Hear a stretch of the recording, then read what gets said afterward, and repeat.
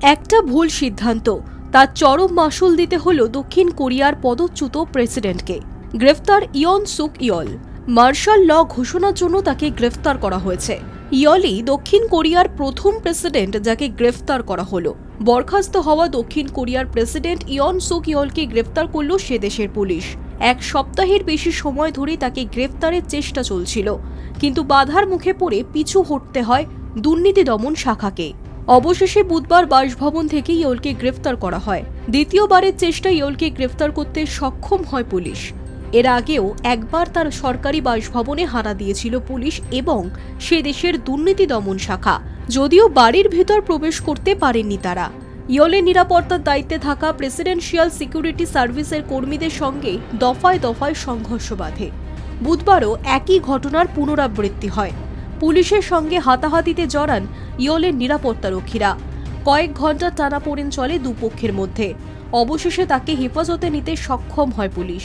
যদিও ইয়ল দাবি করেন তিনি সবসময় তদন্তকারীদের সঙ্গে সহযোগিতা করতে প্রস্তুত ছিলেন, তবে তার এই গ্রেফতারির দেশে আইনের শাসন ভেঙে পড়ার উদাহরণ বলেও মন্তব্য করেছেন ইয়ল।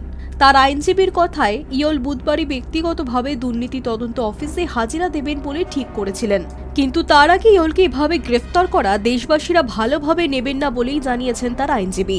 প্রসঙ্গত, দেশে সামরিকভাবে সামরিক আইন অর্থাৎ মার্শাল ল জারি করার কারণে ইয়লের বিরুদ্ধে গ্রেফতারি পরোয়ানা জারি করে দক্ষিণ কোরিয়ার আদালত। গত ৩রা ডিসেম্বর জাতির উদ্দেশ্যে ভাষণ দেওয়ার সময় ইয়ল জানান তিনি সারা দেশে সামরিক আইন বলবৎ করার সিদ্ধান্ত নিয়েছেন।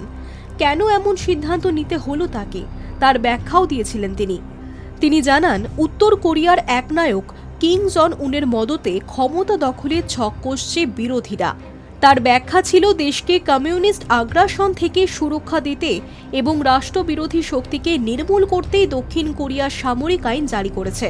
বিরোধী দলগুলির অভিযোগ, সামরিক আইন জারির মধ্য দিয়ে দেশের সব ধরনের রাজনৈতিক কর্মকাণ্ডের উপর নিষেধাজ্ঞা জারি করতে চেয়েছিলেন ইয়ল। সামরিক আইন জারির কথা ঘোষণার পর থেকে ইয়লকে বরখাস্তের দাবি তোলেন বিরোধীরা। পার্লামেন্টে বরখাস্তের প্রস্তাবও আনেন তারা।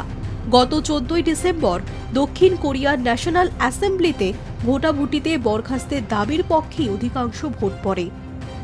High news network.